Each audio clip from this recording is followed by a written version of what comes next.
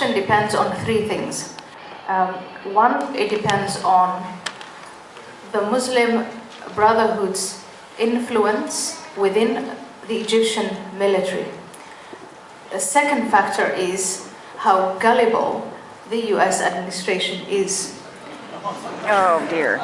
Take the National Intelligence Director's remarks yesterday, describing them as secular, who eschewed violence and so on.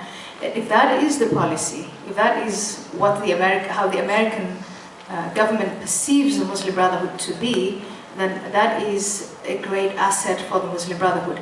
The third factor is the level of organization or disorganization within the secular forces in Egypt. All three forces at the moment seem to be directed toward a Muslim Brotherhood government between now and 2 to 5 years. The military is the only institution within Egypt that has been preventing such a government, but there are reports that the Muslim Brotherhood has got a great deal of influence within the law and the mid-ranking officials. And they're going to bide their time, and they're very, very, very clever about it. So those are the three factors to watch out for. If I could add. Yes, you might add this to that. Jim, you know something about the intelligence community. How did they get it so wrong? Well, we don't know that they got the overall tensions in the area wrong. They had a witness, a woman who heads up analysis, say on the record a few days ago that they had actually sent some assessments along these lines to the White House in late last year.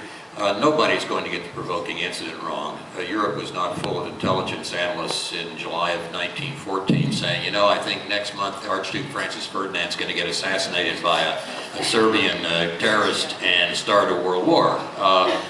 Nobody kind of understands what the provoking incident is going to be. The underlying tensions they should have had, and maybe they did and maybe they didn't. But I think the key point about Egypt is that there's a long tradition, unfortunately, of revolutions against autocrats being headed up shortly after they take place and during the time they're overthrowing the Bastille, say, by moderates and libertarians. It happened in the French Revolution, it happened in the Russian Revolution with the Mensheviks and Kerensky, it happened in Iran with people, the reformers who took over immediately from the Shah. And then the signal phrase is the revolution devours its children. What tends to come along later, after a period of months or maybe a year or so, is that the hardliners kill the liberals and take over, and if you're very disciplined and very organized and very ruthless, you can pull off what the Bolsheviks, for example, pulled off against the Mensheviks in 1917. It took them 7 months to do it. So it took a little longer than that in the Iranian Revolution for the hardliners to win. So you even if things look good here for a few weeks or even a few months, don't take your eyes off the situation, because as Ayaan says, the Muslim Brotherhood will be working very hard to get control, and you could also have the hand of Iran in there playing. Iran is an equal opportunity terrorism sponsor. They're perfectly happy to work with Sunni as well as Shia. And Hamas, of course, governs Gaza according to Muslim Brotherhood principles. It is a Muslim Brotherhood organization. Because time is getting a little short, I'm going to ask for a question here and a question here. You'll ask both your questions, then you'll answer both as you choose. One. Thank you very much. My name is Taylor Rose. I'm a student at Liberty University and the chapter head of Youth for Western Civilization at Liberty University. And my question is sort of two parts, if you will. Firstly, how does this all play out in the long term? Are we going to see a rise in Islamic Europe, and sort of America just sits there on its own with the rest of the world hating it, and Islamic Europe is radical Islamic Middle East? And second of all, are we actually going to win? Great. And let me get a question here, and then you'll answer both together. All right, my question's, my question's similar in that vein. All of you have been talking about sort of the tensions between Islamism and what we call moderate Islam. If we take for granted, or we have the assumption that Islamism is correct in terms of its assumptions about what Islam should be, and they start to win this indoctrination battle that's going on right now, what recourse does American have as a country and what do our citizens have to sort of deal with that problem of a completely one Islamist sort of population, and what recourse do we have at home and abroad? So. Okay, let me ask, who wants to start with, Andy, you want to start with those two questions and mix up an answer? How will it play out? I think it will play out differently depending on which place we're talking about. When I've written things that have tried to raise alarms about the threat that we're under, what I commonly get back is, oh, come on, you don't really think that can happen in America. They're not going to take over the United States.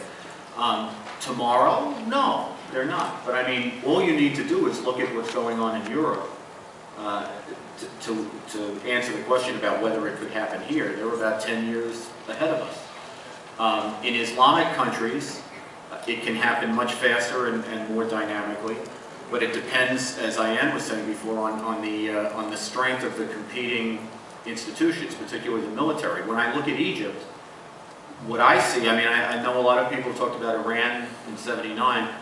What I'm seeing is Turkey of today. I mean, if you think about what happened in Turkey, they had an 80-year secularization project, right? And by the constitution, the military was the bulwark of the state against the reemergence of Islam. You got an Islamist party in, they got only about a third of the vote in 2002 when they were first elected. They came in very reasonably. They forswore any intention to impose Sharia. They ran the economy in a fairly responsible way. They were not corrupt, which raised their profile in the eyes of the people. They went from having about a third of the vote to the next time Erdogan ran for election, he actually got a slim majority. And all the while, that whole time, they were infiltrating the important institutions in the society, the schools, the banks, the military. And as soon as he got in again, he began to sort of poke the military to see how much pushback there would be. So they scooped up a bunch of people and they included about 10 officers in it.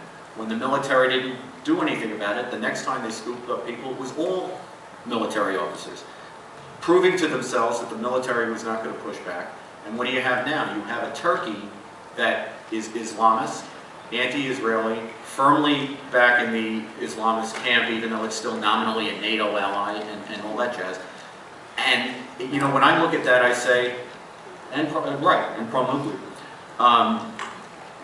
But when I compare the two, it seems to me Egypt has not had an 80-year secularization project.